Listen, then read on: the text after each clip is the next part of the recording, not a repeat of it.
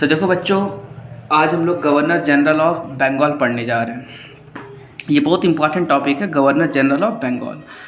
तो हम लोग देखेंगे कि जो सबसे पहले गवर्नर जनरल ऑफ बंगाल कौन कौन थे, उसका एक एक करके पहले मैं नाम बता देता हूँ। पहला गवर्नर जनरल ऑफ बंगाल का नाम हुआ वारेन हेस्टिंग्स। दूसरा आपका है लॉर्ड कॉर्नवालिस। तीसरा है सर जॉन शोर। उसके बाद चौथा हुआ लॉर्ड वेलेस्ली। उसके बाद सर जॉर्ज बार्लो, फिर लॉर्ड मिंटोवन, लॉर्ड हेस्टिंग्स और लॉर्ड एमरहर्स्ट।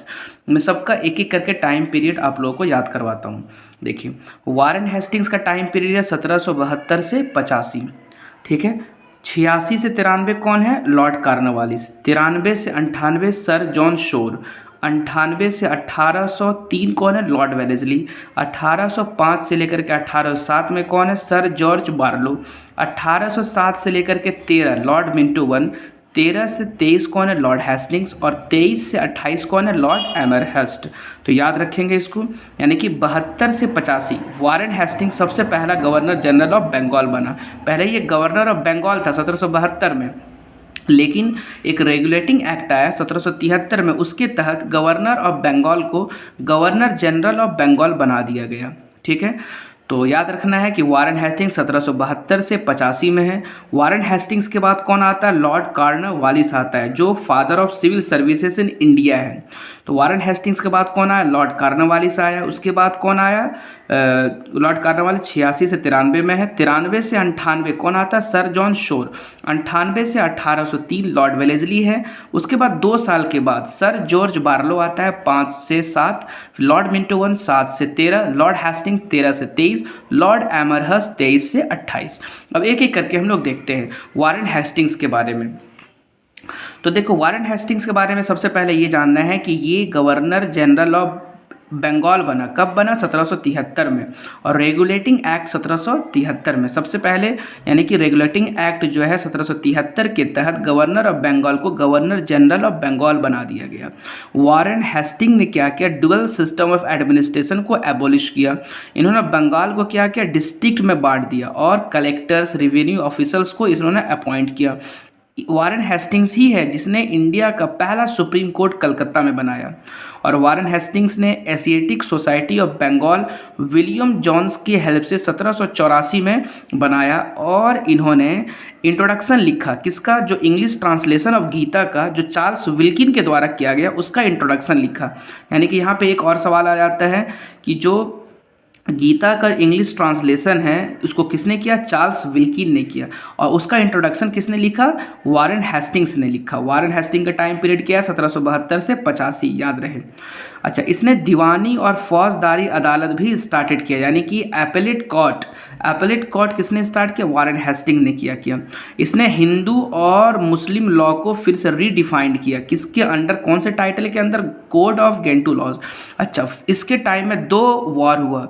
एक हुआ फर्स्ट एंग्लो मराठा वार, जो ट्रीटी ऑफ सलबाई के साथ ख़त्म हुआ, और दूसरा हुआ सेकेंड एंग्लो मैसूर वार, जो ट्रीटी ऑफ मैंगलोर के साथ ख़त्म हुआ। अच्छा, इसी के टाइम में उसके बाद एक रोहिला वार हुआ 1774 में। दूसरा हुआ पिट्स इंडिया एक्ट 1784 में। एडमंड बर्के वार 1783 वही पास हुआ। उसके बाद इसके खिलाफ ब्रिटेन में एक केस चला, इम्पीचमेंट लग गया था, क्योंकि वहाँ के लोगों का ये मानना हुआ कि वारेन हेस्टिंग्स ने घूस लेना शुरू कर दिया है। तो ब्रिटेन में इसके खिलाफ कार्रवाई हुई, तो 7 साल तक कार्रवाई चला। उसके बाद इसको फाइनली बरी कर दिया गया। तो वारेन हेस्टिंग्स के बारे में इतना हम लोग को जानना बहुत ज़रूरी है कि इसके टाइम में 2 वार हुआ, याद रखना। फर्स्ट एंग्लो मराठा वार और दूसरा क्या? Second Anglo Mysore war. Second Anglo Mysore war कौन सा ट्रीटी के साथ हुआ? Treaty of Mangalore.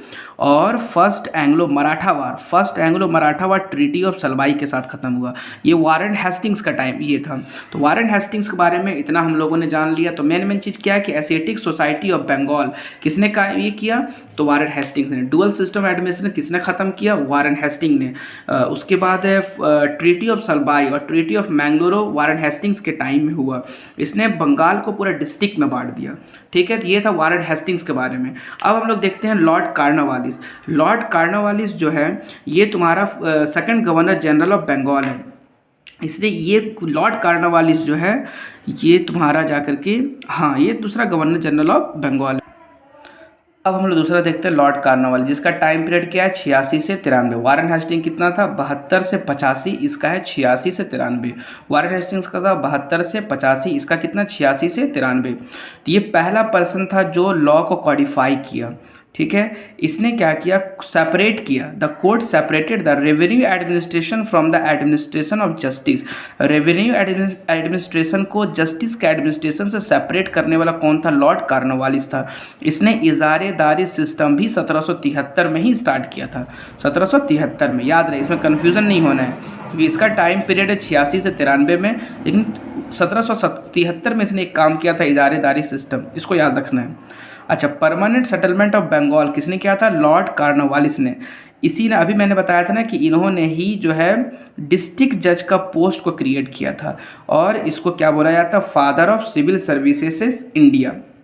अच्छा, अब देखिए इसके टाइम में फिर सेकेंड एंग्लो मैसूर वार तो हम लोगों ने देखा। सेकेंड एंग्लो मैसूर वार किसकी टाइम में हुआ, सेकेंड एंग्लो मैसूर वार वारेन हेस्टिंग्स के टाइम हुआ। अब यहाँ पे होगा थर्ड एंग्लो मैसूर वार, और ट्रीटी ऑफ श्रीरंगपट्टनम से ख़त्म होगा, यानी कि थर्ड एंग्लो मैसूर वार और ट्रीटी ऑफ श्रीरंगपट्टनम, ठीक है। तो ये सब मेन है, ये लॉर्ड कार्नवालिस में, इतना हम लोगों को याद रखना है। तो पहला क्या था, वारेन हेस्टिंग, दूसरा क्या है, दूसरा क्या है हम लोग का, लॉर्ड कार्नवालिस। फिर आता है सर जॉन शोर, जो 93 से 98 में है। सर जॉन शोर, इसने इंपॉर्टेंट रोल प्ले किया है परमानेंट सेटलमेंट। तो परमानेंट सेटलमेंट ऑफ बंगाल बोलेगा तो लॉर्ड कार्नवालिस, और परमानेंट सेटलमेंट बोलेगा प्लेड एन इंपॉर्टेंट रोल। जो परमानेंट सेटलमेंट जो हुआ उसका जो रोल प्लानिंग इंपॉर्टेंट रोल जो प्ले किया है वह है सर जॉन शोर। उसके बाद सर जॉन शोर का और क्या है, फर्स्ट चार्टर एक्ट 1793 ईस्वी ने ही इंट्रोड्यूस किया। अच्छा, ये किस पॉलिसी के लिए फेमस है, policy of non interference. Sir John Shore एक ही पॉलिसी के लिए फेमस है, policy of non interference. Battle of Kharla 1795 में, इसी के टाइम में हुआ, किसके किसके बीच में, निज़ाम और मराठा के बीच में हुआ। अब आता है लॉर्ड वेलेस्ली। लॉर्ड वेलेस्ली का टाइम पीरियड कितना, 98 से 1803 है। वारेन हेस्टिंग कितना था, 72 से 85 था। उसके बाद लॉर्ड कार्नवालिस का 86 से 93 है, सर जॉन शोर का 93 से 98 है, और लॉर्ड वेलेस्ली का 98 से 1803 है। लॉर्ड वेलेस्ली ने क्या किया, सब्सिडियरी अलायंस को इसी ने ही इंट्रोड्यूस किया। Madras presidency was formed, Madras presidency भी लॉर्ड वेलेस्ली के टाइम में फॉर्म हुआ है। उसके बाद उधर सेकंड किसके टाइम में, वारेन हेस्टिंग्स के टाइम में। थर्ड एंग्लो मैसूर वार किसके टाइम में, लॉर्ड कॉर्नवालिस के टाइम में हुआ। अब फोर्थ एंग्लो मैसूर वार तुम्हारा 1799 में होता है, जिसमें टीपू सुल्तान डाइड हो जाते हैं। उसका first subsidiary treaty with Nizam of Hyderabad इसी के टाइम में हुआ। Second Anglo Maratha war, first Anglo Maratha war Warren Hastings के टाइम में हुआ, और second Anglo Maratha war Lord Wellesley के टाइम में हुआ, याद रहे, ठीक है। उसके बाद 1800 में, इन 1800 में क्या हुआ, इन्होंने लॉर्ड वेलेस्ली ने फोर्ट विलियम कॉलेज कलकत्ता में इस्टेब्लिश किया। He was famous as Bengal tiger, तो बंगाल टाइगर के रूप में कौन फेमस हुआ, लॉर्ड वेलेस्ली हुआ। और इसने ही क्या लेकर के आया, सेंसरशिप ऑफ प्रेस एक्ट 1799 में, 1799 में सेंसरशिप ऑफ प्रेस एक्ट लेकर के आया। 1799 में टीपू सुल्तान का डाइड हुआ। कब हुआ, in fourth Anglo Mysore war, fourth Anglo Mysore war में टीपू सुल्तान का डेथ हो जाता है।